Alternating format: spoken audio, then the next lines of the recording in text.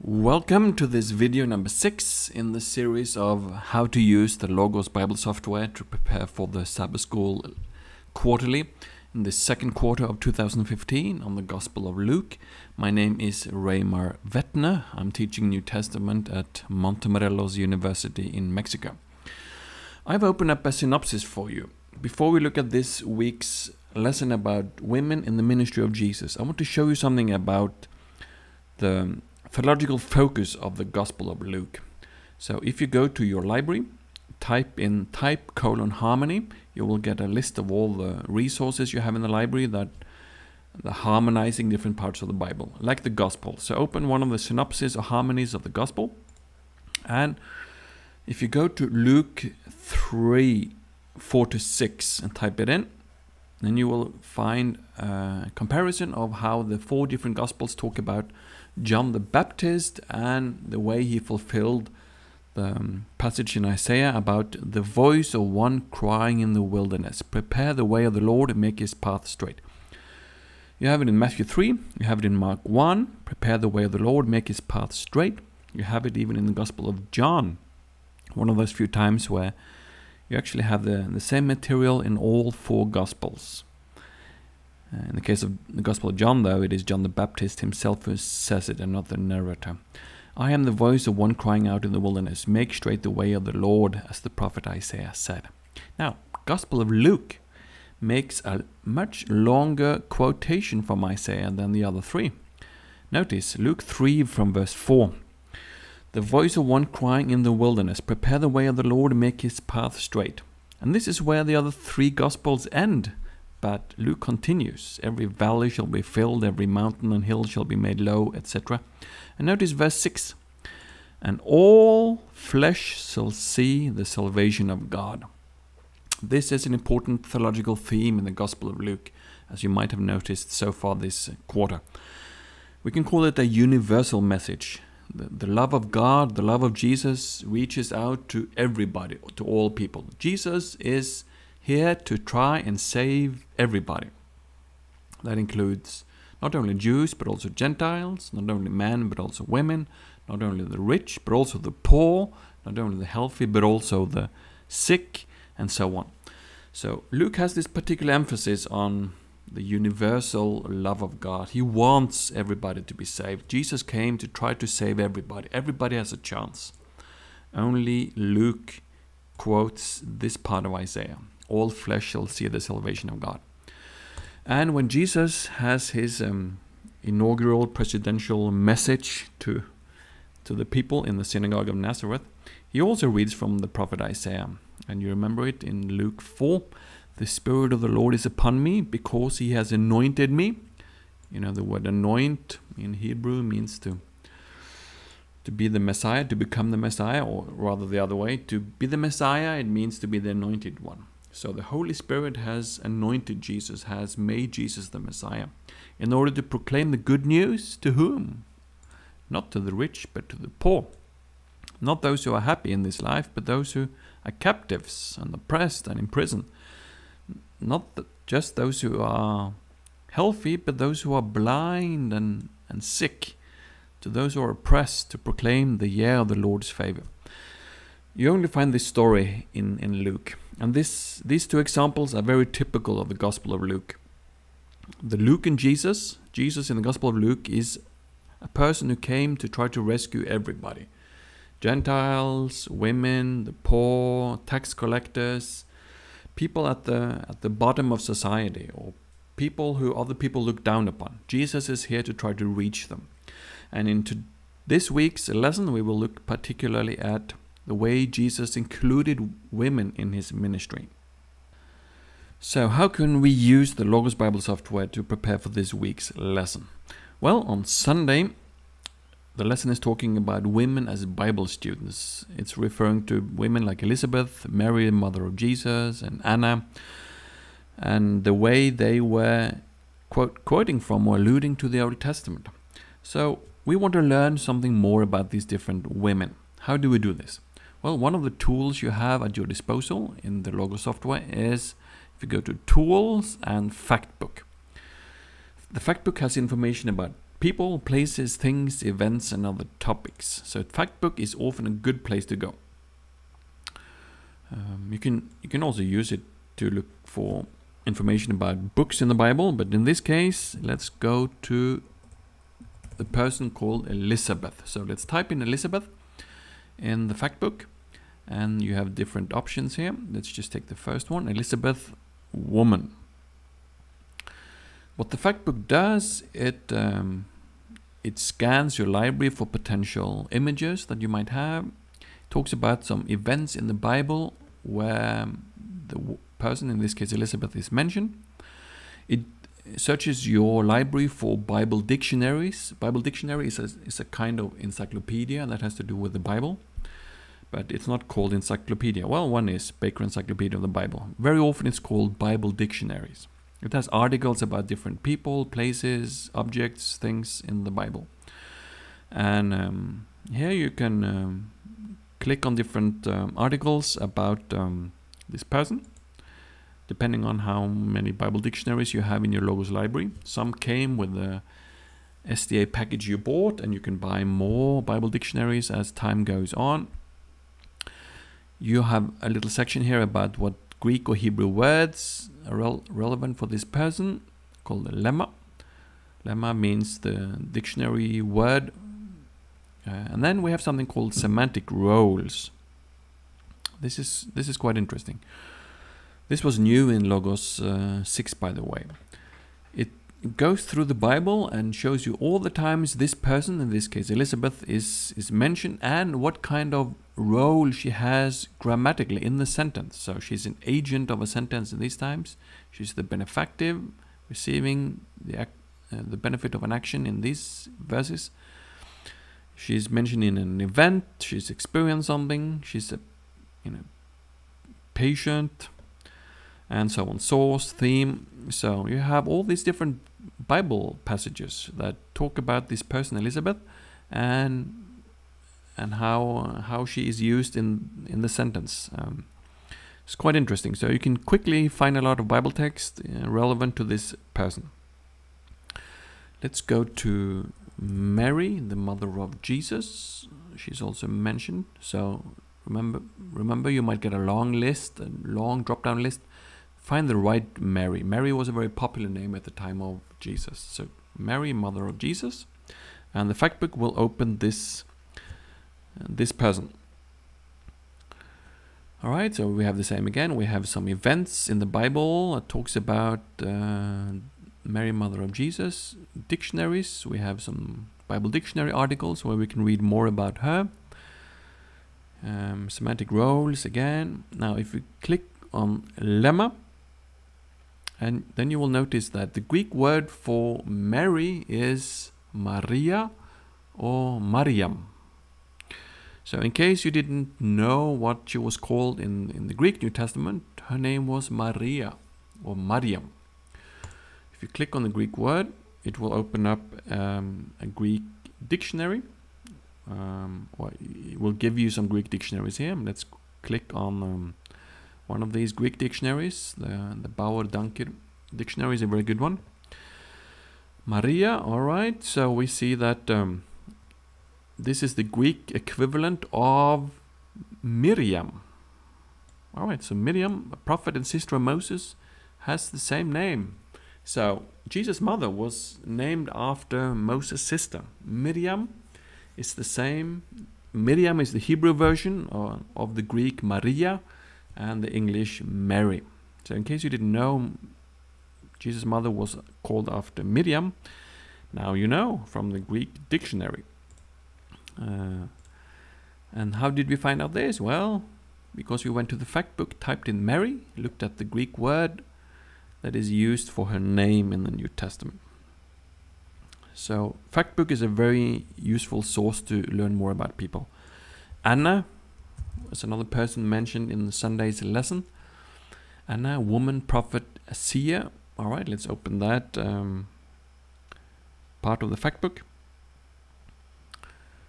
So we have the same things again. Some events in the Bible, Bible dictionaries.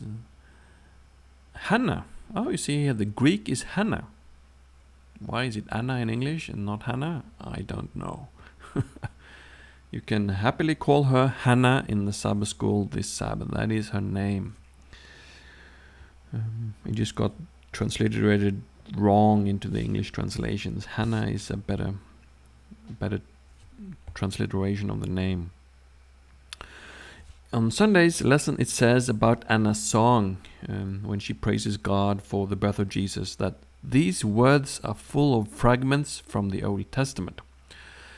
And that is very true, but then that opens up the question, how do we find out which fragments of the Old Testament that Anna is using when she is praising God or singing to God in this story? So what we'll do is we can go to Passage Guide, for instance. We've shown you this method before. So go to, Guides, Passage Guide, and just type in the passage. So let's type in Luke 1, 46 to 55. If you type that into the box here, you will get a drop-down list here. Oh, this is called Mary's Song of Praise, the Magnificat. So type that into the passage guide and see what it gives. You will have a lot of different sections here, some commentaries, journal articles, and so on. What's important when it comes to finding out possible Old Testament fragments that the Sabbath School Quarterly is referring to is the section called Cross-References. Here you will have a lot of Bible passages that are relevant for Luke 1:46. Sometimes this section is useful. Sometimes it gives you maybe too much. Maybe this is too much to go through. So let me show you another resource. If you go to the library and you type in harmony again, like we did at the beginning of this video, harmony, you will have some Bible harmonies that deal with quotations and allusions in the New Testament. That's a very useful resource. So open that one. Somebody has gone through the whole Bible and tried to find connections between the two testaments. So if you open up to a passage in the Old Testament in this resource, it will show you relevant New Testament passages where this is alluded to. In this case, we want to go straight to Luke. If you don't have this table of content, you can just click on the book icon and make sure Show Table of Contents is selected. If it is selected, you will have this table of content. Find Luke, find chapter 1, and then 46 to 66 onwards. Here you will have a lot of different Old Testament texts that are relevant. You find 1 Samuel 2, parallels to the story about the first Hannah. You know, they have the same name. Anna is the same name as Hannah. So the prophetess in Luke 1 has the same name as the mother of Samuel. So there are a lot of parallels between those two stories. Psalm 111, 103, and so on. So here you will find suggested parallels between the text in Luke and the Old Testament. So the Sabbath School lesson only said that Anna's in this case it was Mary. Mary's song was full of fragments from the Old Testament, attesting that Mary was a devoted student of Scripture and thus a fit mother for Jesus. Well, what kind of fragments is this? Well, here you have it in this resource called Old Testament Quotations and Allusions in the New Testament. If you are keen on spending some money, a really fantastic resource you can buy to expand your Logos library is called the Commentary on the New Testament Use of the Old Testament, edited by Beale and D.A. Carson, two excellent evangelical New Testament scholars. Definitely in the top 10 of New Testament scholars today, both of them. D.A. Carson, well, he is consistently one of the most popular authors among Logos customers. If you type in Luke 1:46, you come to an article here that deals with how Luke is quoting or alluding to Old Testament passages. So here we have the Magnificat, the Song of Mary, and it's a discussion of the different possible Old Testament texts that she is using in her song and what it possibly might mean. This is a fantastic resource. It costs some extra money to buy it, but it's very useful when you do any kind of interpretation of the New Testament to find out how does this passage in the New Testament quote from the Old Testament or allude to the Old Testament. Each chapter in this commentary, each book of the New Testament is written by a specialist on that New Testament book, and it goes through the book chapter by chapter and tells you possible Old Testament allusions. A very useful resource. On Sunday, the lesson is also making this question. Luke 2:36-38. What important truths are brought to light in the story of Anna in the temple? So what are some of the theological themes of the story of Anna? Another tool you can go to is, it's called a guide. If you go to the Sermon Starter Guide and the guides, the benefit of the Sermon Starter Guide is it has this nice ability to extract some important themes. So here we are. Sermon Starter Guide. It suggests discipline, evangelism, fasting and abstinence, patience, prayer, prophecy, redemption, tabernacle, thankfulness, watchfulness, women, and worship. And then there are some more thematic outlines here. Abstinence as a discipline, asceticism, babies, childhood of Jesus Christ, godliness, love for God, and so on and so on. I think you've got some ideas here that will get you started for a lot of discussions in the Sabbath School class on Sabbath. Thematic outlines gives a lot of good suggestions for important themes in any passage of the Bible. On Monday, we have the story about different healings. We have the healing of the resurrection of the son of the widow in 9. So let's go to the Factbook again. And the tools, Factbook. If you want to read more about who is this person, who is a widow, I finally found out after some trial and errors that if you type in a widow in the Factbook, you need to have a widow. If you just type in widow, it doesn't work. But a widow, you will get different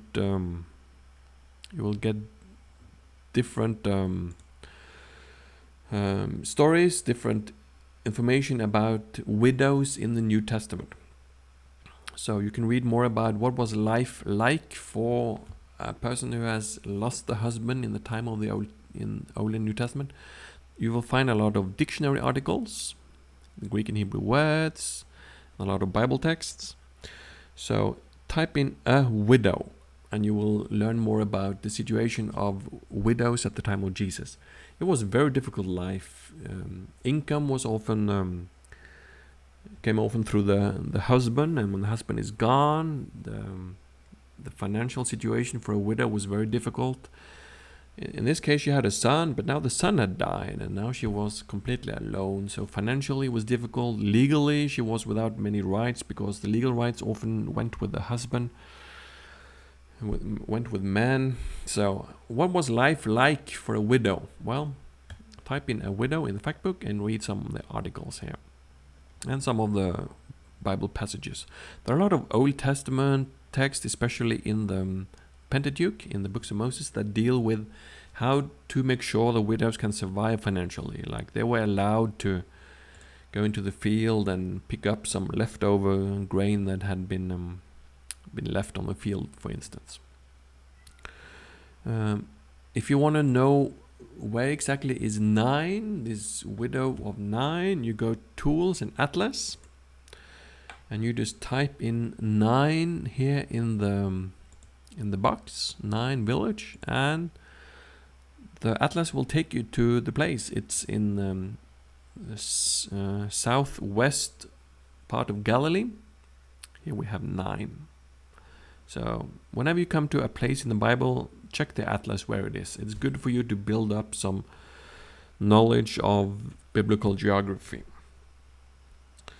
Right, on Wednesday, there is some interesting passages here about women who followed Jesus. So let's take a look at some of that material.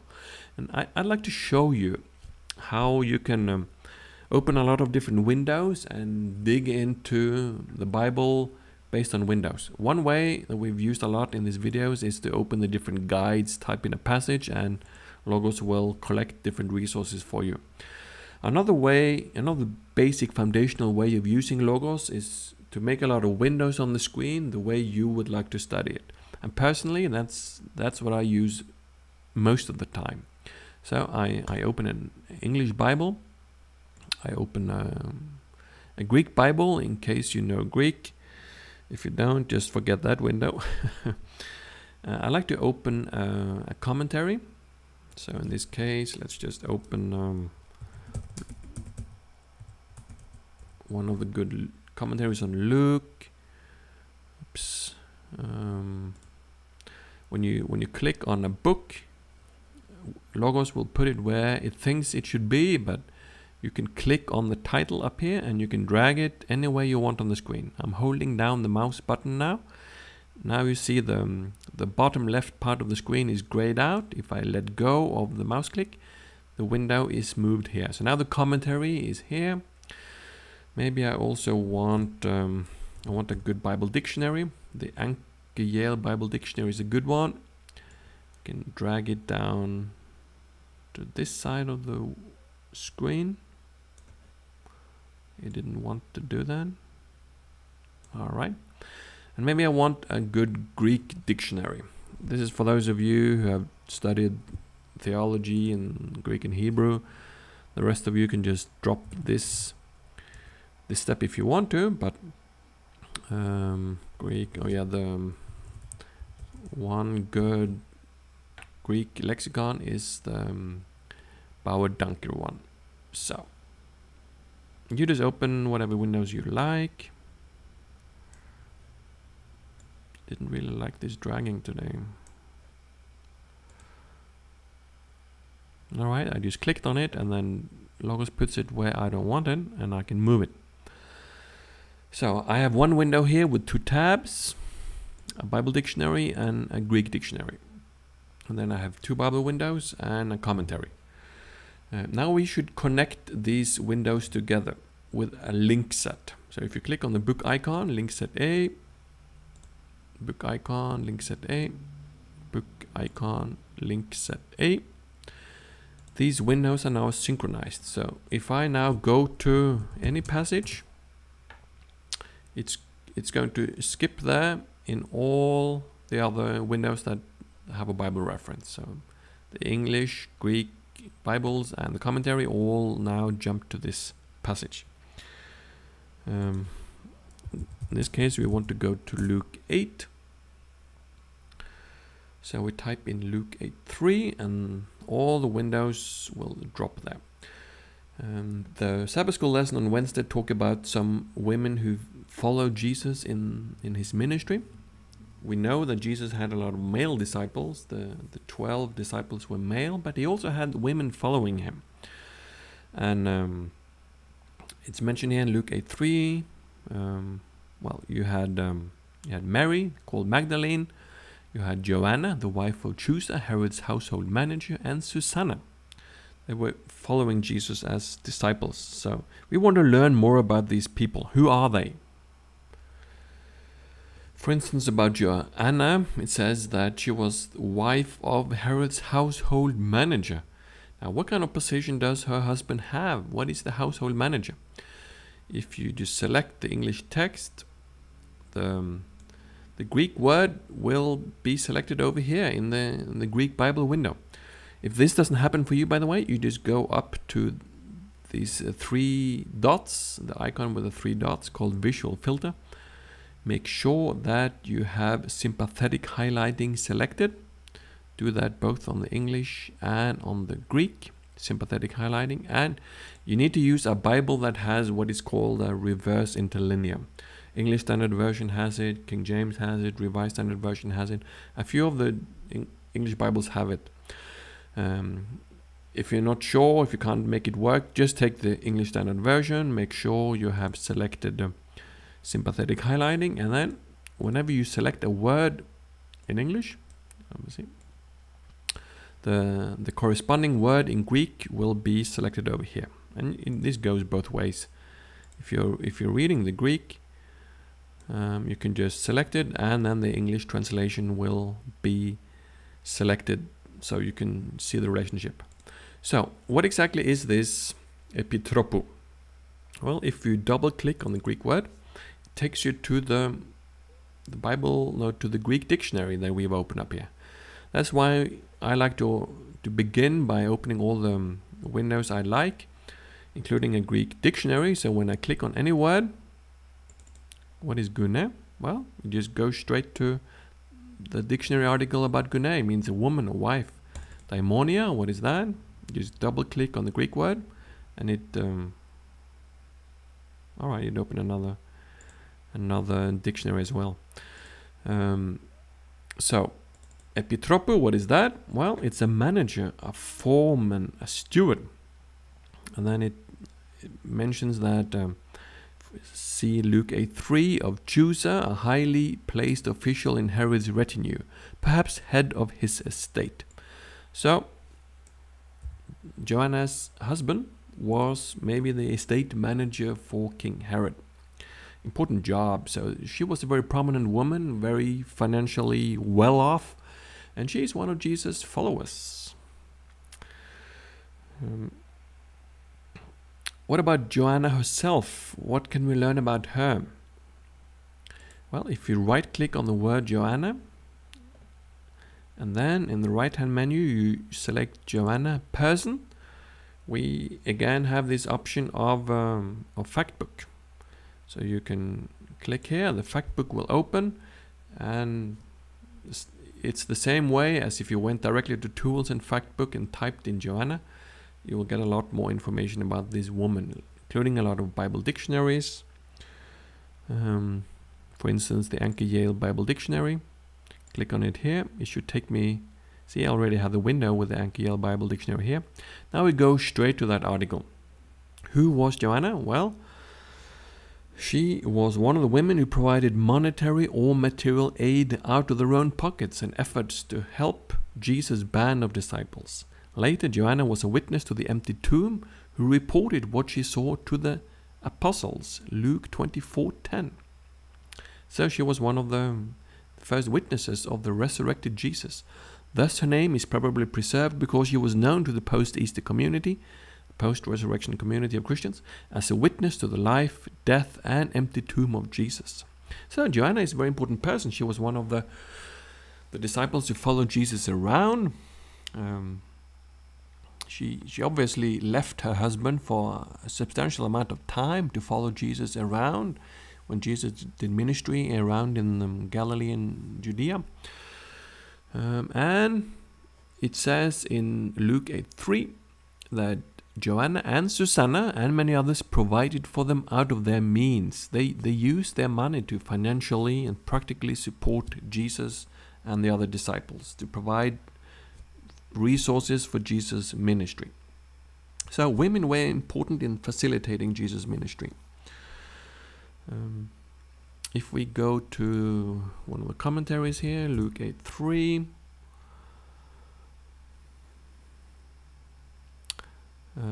this happens to be the Hermeneia series. It's a bit more critical, historical critical commentary. Maybe not one a lot of you will buy as the first commentary series, but sometimes there is some interesting insights here. The radical decision of Joanna to leave her husband and the court, Herod's court, and to follow Jesus stands in contrast with the half sympathy of Herod, which turns from laxity and indecision into the opposition which forces the execution of Jesus. And Joanna is not just the one who provides prosperity and care. For Luke, she is a member of the group of women from Galilee present at the crucifixion, and he makes special mention of her name in the resurrection scene. She was a very important follower of Jesus. What does this word mean, to provide for them out of their means? To provide for. Well, we can just select the word in English. The Greek word here will show up.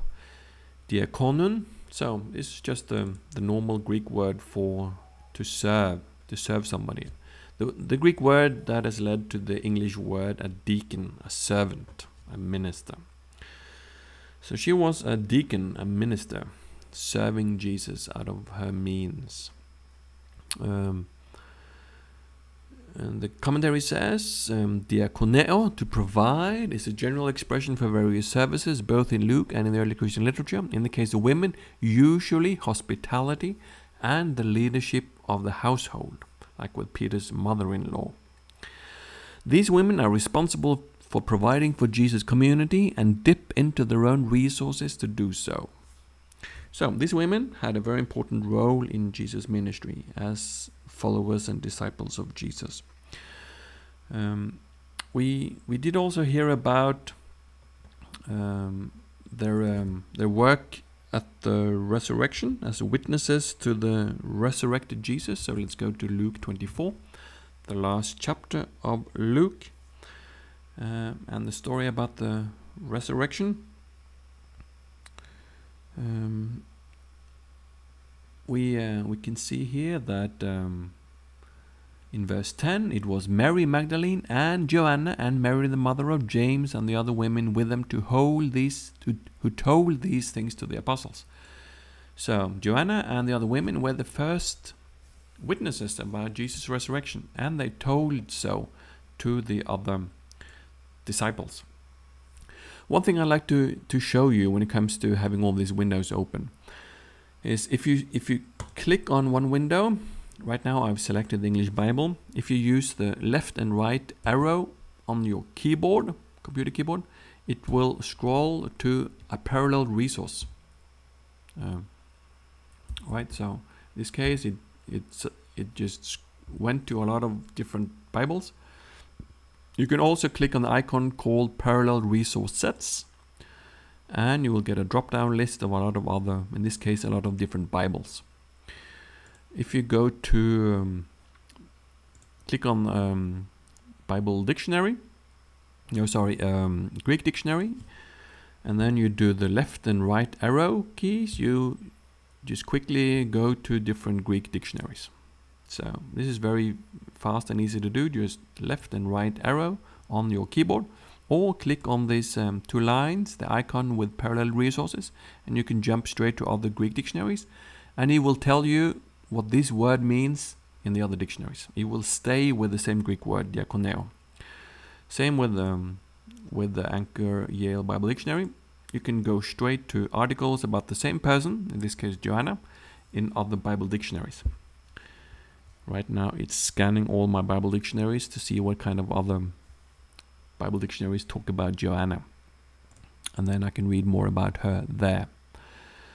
So left or right arrow on the keyboard, or do the drop-down list. And the same with commentaries. Do the drop-down list of resources, and you can quickly go to other passages. The same passage in other commentaries. For instance, we can go to one of Buck's commentaries. Buck is one of the leading evangelical scholars on the Gospel of Luke. Let's go to verse 10. Let me see. I had underlined something here. Where did it go?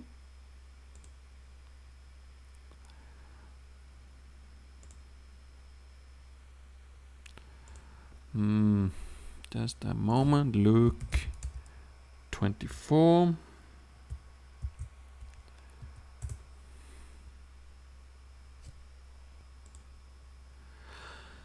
All right. Luke 24:8. Buck comments that the apostolic lack of belief in the report in 24:11 shows that the women were way ahead of the disciples, of the male disciples, that is. So women were the first prominent witnesses to the resurrected Jesus, and it took a little while before they convinced their male disciples to catch up on the news about Jesus' resurrection. About women as disciples, the Sabbath School lesson also talks about the story in Luke 10, 38 to 42. About the story of Jesus visiting Mary and Martha, and Mary who sat at the Lord's feet and listened to his teaching. This might not be obvious for those of us who don't have a Jewish background, but to sit at somebody's feet, and if you were sitting at the feet of somebody who was a teacher, a rabbi, that is the way you are describing the function of a disciple, a student. You are a student learning from the rabbi. You were sitting at the rabbi's feet, at the teacher's feet, and that's what Jesus is doing. So Luke is here portraying Mary as a disciple of Jesus. She is listening to the rabbi. Box says in his commentary, Martha's sister Mary is sitting at Jesus' feet, listening to his teacher like a disciple. And then there is a quotation here from Abbott. Let your house be a meeting house for the sages, and sit amid the dust of their feet, and drink in their words with thirst. And that the woman has this position is somewhat unusual, but Jesus was the unusual type. He, according to Luke, he wants to reach everybody. Also Gentiles, women, the sick, the poor, tax collectors, those at the bottom of society, those very suspicious according to a lot of people in society. Jesus breaks down social barriers. Jesus has a universal message for everybody, including, according to this week's study, including women. Jesus is raising women up to a level that was a little bit unusual at the time, including women as disciples and followers, as facilitators who sponsor Jesus financially and practically. And we had on Sunday women as Bible students, quoting and alluding to a lot of fragments from the Old Testament. And when Jesus came across women and poor who needed help and healing, Jesus took care of their needs. So Jesus is for everybody, including for women. He gave women a prominent place in his ministry. My name is Raymar Vettner. Thank you for following me in this week's video about how to use Logos for studying the Sabbath School lesson. See you again next week.